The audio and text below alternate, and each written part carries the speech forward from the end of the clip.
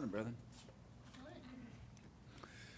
I ask for your patience with me because my allergies, my sinuses have been killing me for the last 48 hours. So, got my little hanky here. We're going to try to make this work, okay? So if you hear me sniffling, I'm not contagious. First of all, I just want to say I always consider it a privilege to be here with you, one that I don't take lightly or for granted.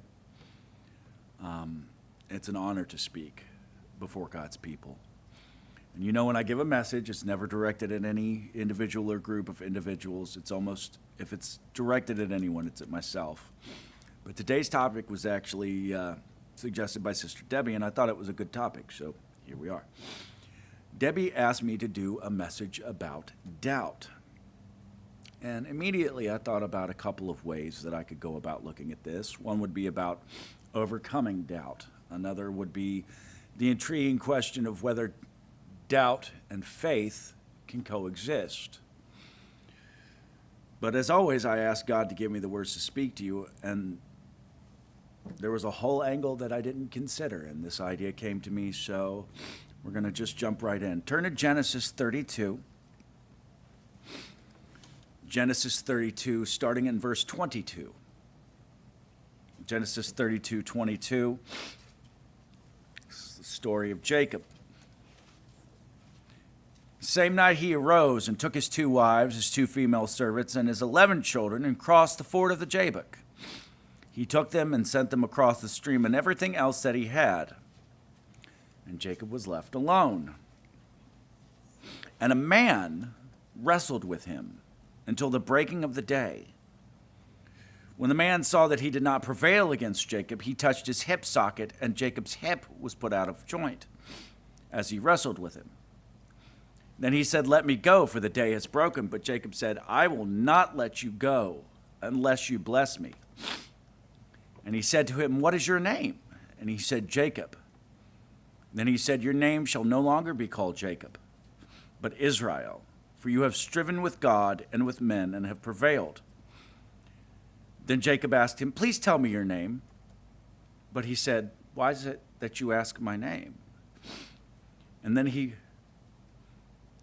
blessed him. So Jacob called the name of the place Peniel, saying, "For I have seen God face to face, and yet my life has been delivered." The sun rose upon him as he passed Peniel, limping because of his hip. Therefore, to this day, the people of Israel do not eat the sinew of the thigh that is on the hip socket, because he touched the socket of Jacob's hip on the sinew of the thigh. Now, I think we're all familiar with this story. I think this is one that's pretty well known. And I remember when I was a kid, I read about this in the Bible lessons we had, and I always found it kind of a strange story.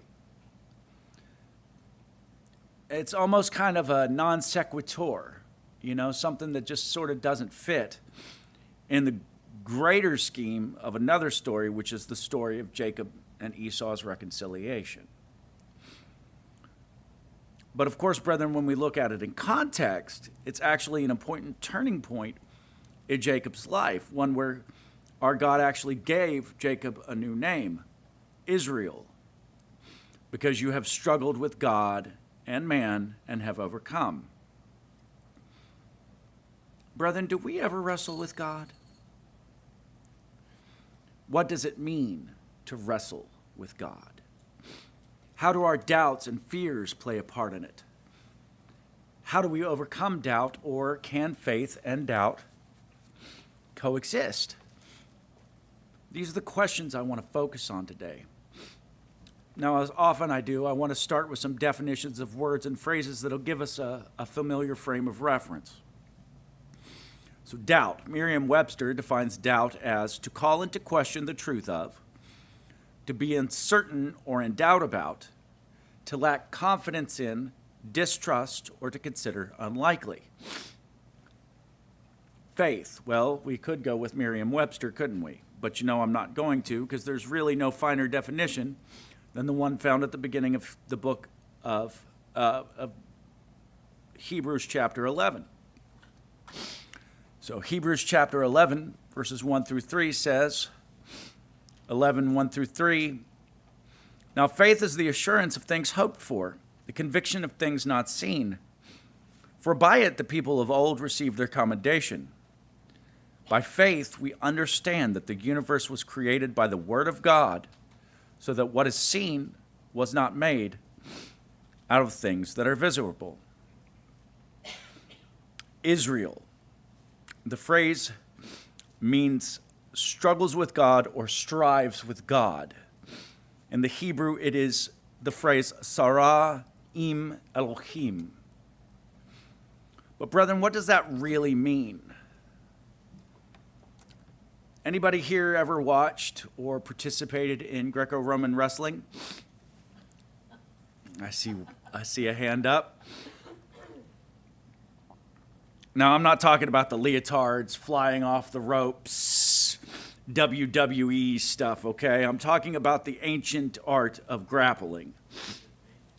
It was. In ancient times, it was.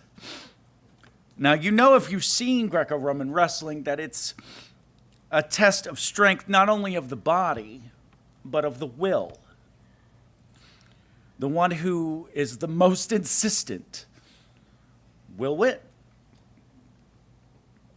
Could we literally wrestle with an omnipotent being? Well, I guess that depends on whether or not you have your last will and testament up to date. No, of course we can't physically compete with Almighty God. So what are we really talking about here? Jacob sought the man's blessing he was looking for, which was his favor. Now, deep down, even though he asked the man his name, Jacob knew exactly who he was dealing with here, wasn't he? Didn't he? Verse 30 of Genesis 32 tells us as much. So Jacob called the name of the place Peniel, saying, for I have seen God face to face, and yet my life has been delivered. So Jacob sought God's blessing, right? And that's a theme that we see throughout Jacob's life. Remember the story of Jacob and Esau? While Esau was willing to sell his birthright for a bowl of soup, Jacob literally schemed with Rebekah, his mother, to receive the greater blessing. So wrestling with God can mean seeking the Lord's blessing, hanging on, and not letting go until God gives us something great. But wrestling with God can also mean a deep personal struggle to understand God's ways or to reconcile one's own will with God's will. It's not about literally fighting God, but it's a metaphor for intense engagement with faith, often involving doubt, questioning, or a desire for clarity or blessing. So here's a question, brethren. When we hear the word doubt associated with the Bible, what's the first name we think of? Thomas. That's right, doubting Thomas, right? John chapter 20, verses 24 through 29. John 20, 24 through 29. Now Thomas, one of the 12, called the twin, was not with them when Jesus came. So the other disciples told him, we have seen the Lord.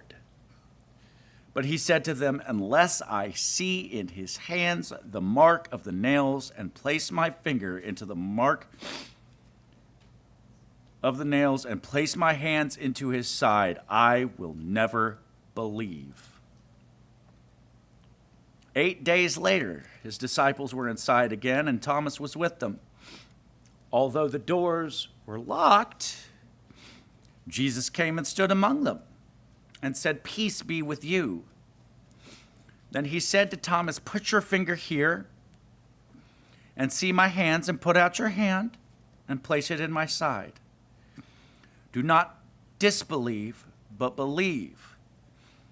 Thomas answered him and said, "My Lord and my God." Jesus said to him, "Have you believed because you have seen me? Blessed are those who have not seen and yet have believed." Now, did God condemn Thomas for wanting the physical evidence he sought? No. Rather, he encouraged him to believe, but also made it plain that doubt was something he should work to overcome, saying that there was blessing in not seeing and yet still believing. Now, back to one of the questions that I asked at the beginning, brethren. Can faith and doubt coexist? Well, now let me ask you this. Did Thomas at any point indicate that he believed that Jesus wasn't the Messiah? No. Did he indicate that Jesus hadn't come to die for the propitiatory requirements of sin, sacrifice for sin? No. Thomas just wanted the physical evidence to be sure of who the other disciples had seen, because to him this was vital information. Sometimes, brethren, though, we don't get the physical evidence that we're looking for, do we? Other times, the physical evidence that we could see, what we could see and what we could touch, can lead us to the wrong conclusion. Turn to Genesis chapter 37. Genesis chapter 37, starting in verse 12. Genesis 37, starting in verse 12. Now his brothers went to pasture their father's flock near Shechem. And Israel said to Joseph, Are not your brothers pasturing the flock at Shechem? Come, I will send you to them. And he said to him, Here I am. So he said to him, Go now, see if it is well with your brothers and with the flock, and bring me word. So he sent him from the valley of Hebron, and he came to Shechem. And a man found him wandering in the fields, and the man asked him, What are you seeking? I am seeking my brothers, he said. Tell me, please, where they are pasturing the flock. And the man said, They have gone away, for I heard them say, Let us go to Dothan. So Joseph went after his brothers and found them in Dothan. Verse 18, they saw him from afar, and before he came near to them, they conspired against him to kill him. They said to one another, Here comes the dreamer. Come now, let us kill him and throw him into one of the pits. Then we will say that a fierce animal has devoured him, and we will see what will become of his dreams. But when Reuben heard it, he rescued him out of their hands, saying, Let us not take his life.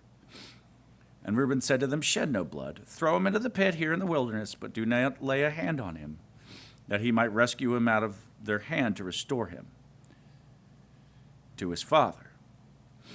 So when Joseph came to his brothers, they stripped him of his robe, the robe of many colors that he wore, and they took him and threw him into a pit. The pit was empty, and there was no water in it. Then they sat down to eat, and looking up, they saw a caravan of Ishmaelites coming from Gilead with their camels, bearing gum, balm, and myrrh on their way to carry it down to Egypt. Then Judah said to his brothers, What profit is it if we kill our brother and conceal his blood? Come, let us sell him to the Ishmaelites, and let not our hand be upon him, for he is our brother, our own flesh. And his brothers listened to him. Then Midianite traders passed by, and they drew Joseph up and lifted him out of the pit and sold him to the Ishmaelites for 20 shekels of silver. They took Joseph to Egypt.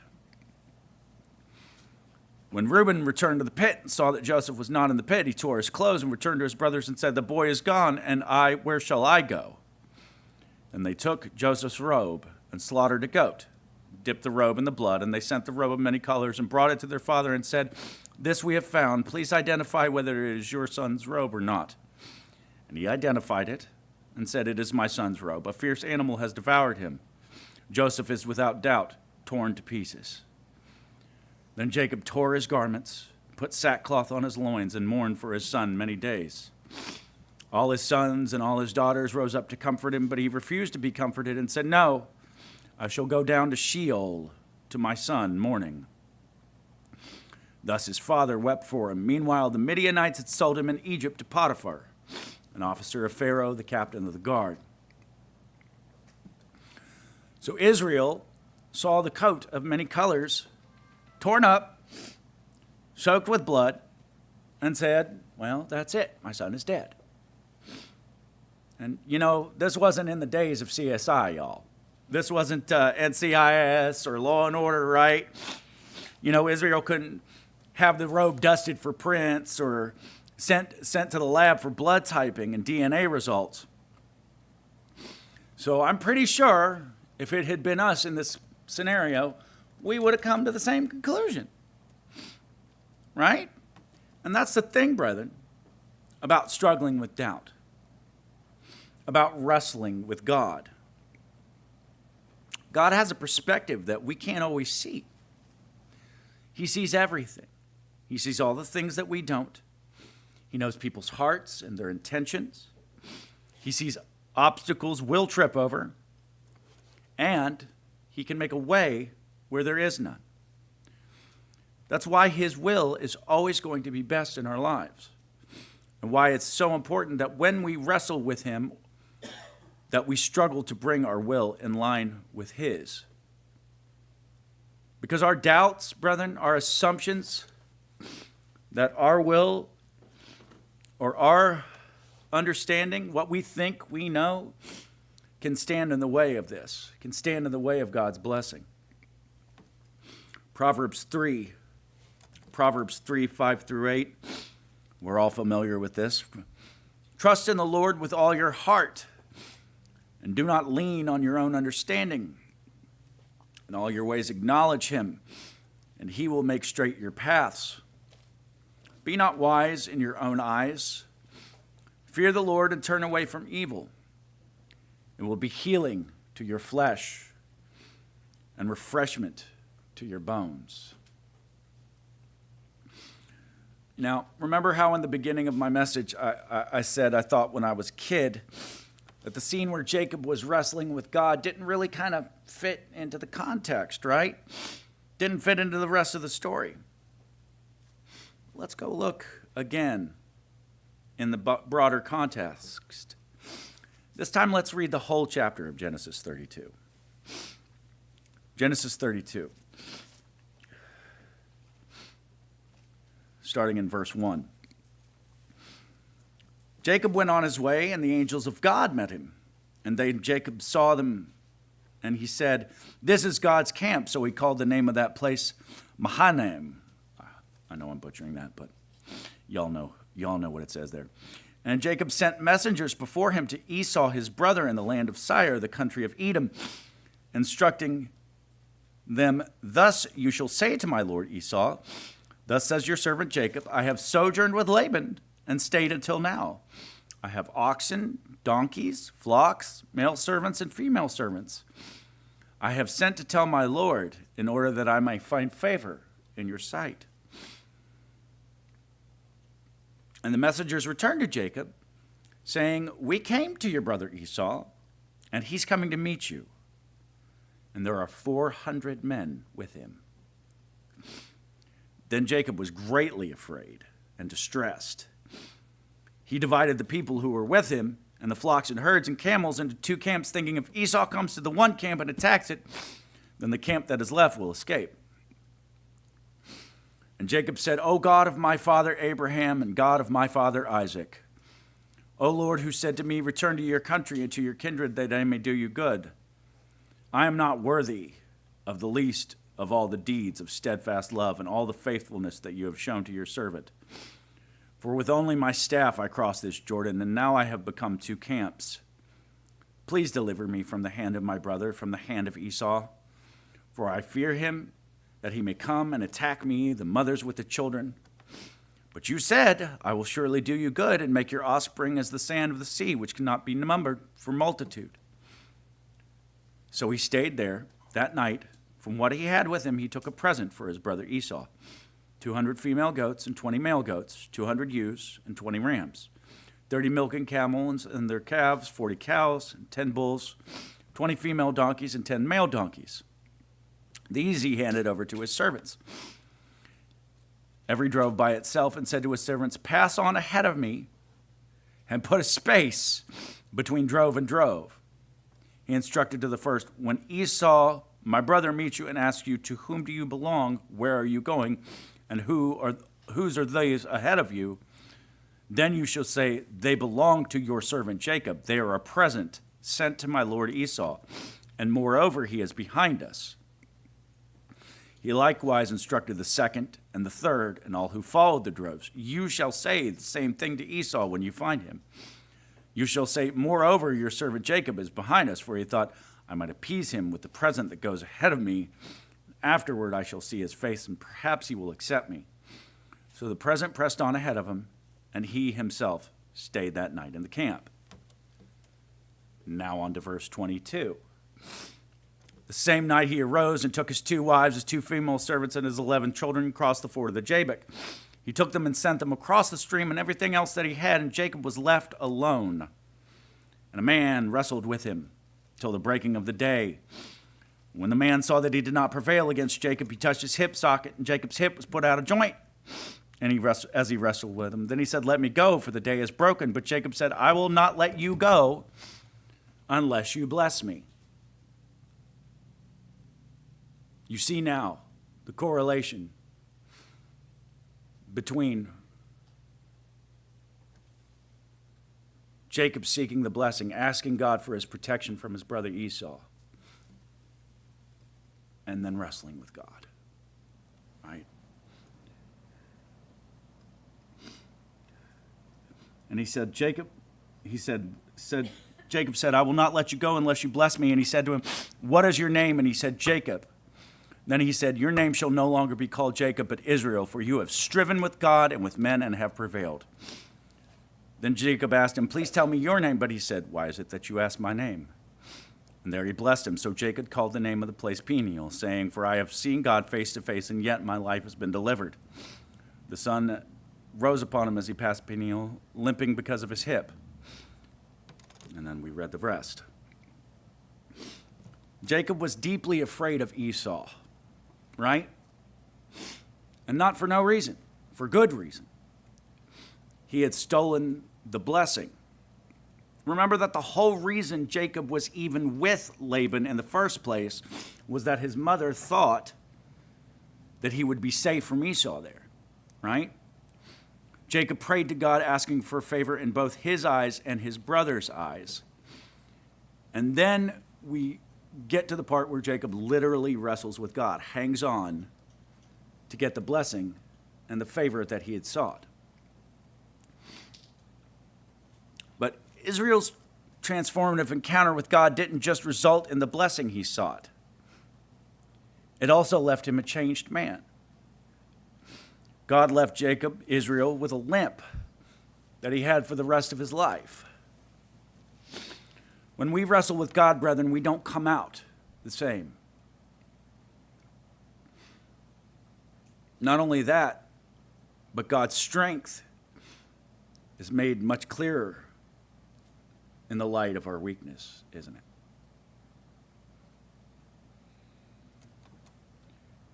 James 1, 5 through 8. James 1, 5 through 8. "If any of you lacks wisdom, let him ask God, who gives generously to all without reproach, and it will be given him. But let him ask in faith, with no doubting. For the one who doubts is like a wave of the sea that is driven and tossed by the wind. For that person may not suppose that he will receive anything from the Lord. He is a double-minded man, unstable in all his ways." Our God knows, brethren, that we doubt from time to time. He knows our weaknesses. He knows our limits.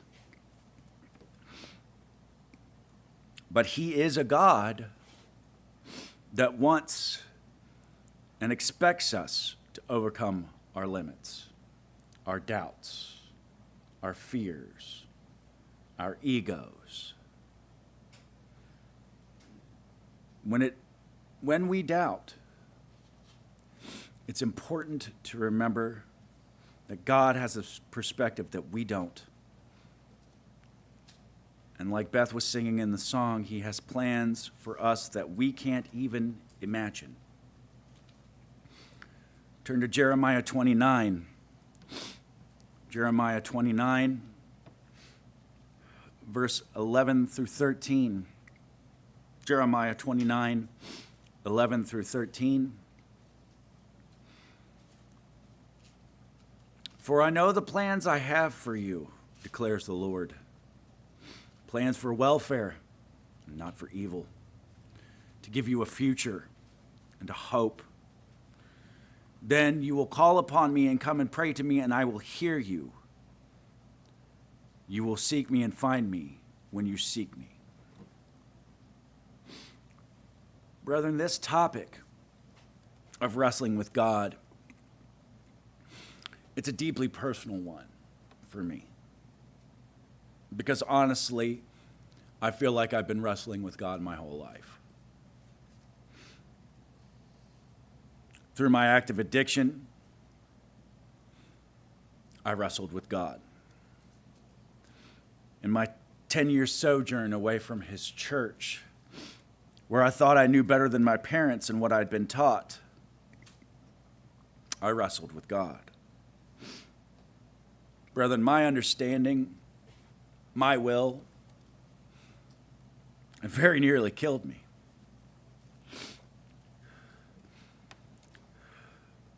God knows that we have doubts, and that's why he has given us so much evidence of his love and provision. Matthew 11. Matthew 11, 4 through 6 reads, And Jesus answered them, Go and tell John what you hear and see.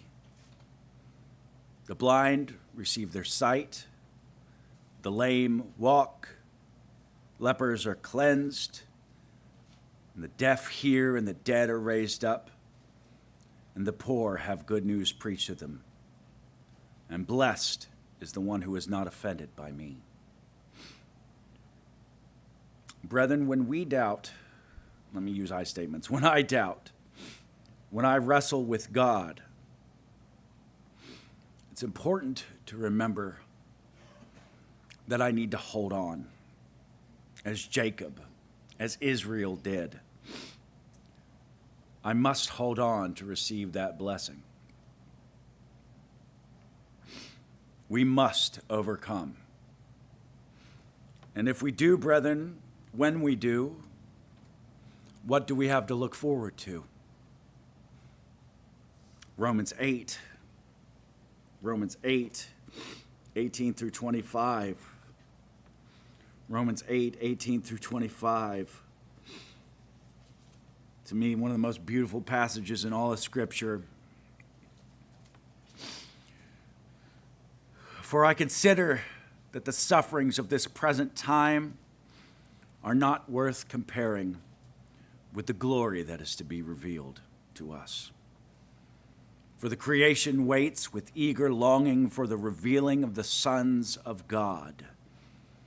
For the creation was subjected to futility, not willingly, but because of him who subjected it, in hope that the creation itself will be set free from its bondage to corruption and obtain the freedom of the glory of the children of God.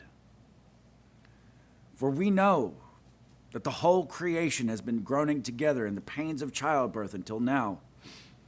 Not only the creation, but we ourselves who have the first fruits of the Spirit groan inwardly as we wait eagerly for adoption as sons, the redemption of our bodies, for in this hope we were saved. Now hope that is seen is not hope. For who hopes for what he sees? But if we hope for what we do not see, we wait for it with patience. Brethren, in my life and in the struggles that I've had, I've dealt with a lot of doubt. Doubt about myself, doubt about my calling, doubt about my place. but I haven't given up. Brethren, let's continue to overcome doubt with perseverance. When we wrestle with God, and we will wrestle with God, let's hold on to him. Hold on to his goodness until the morning comes.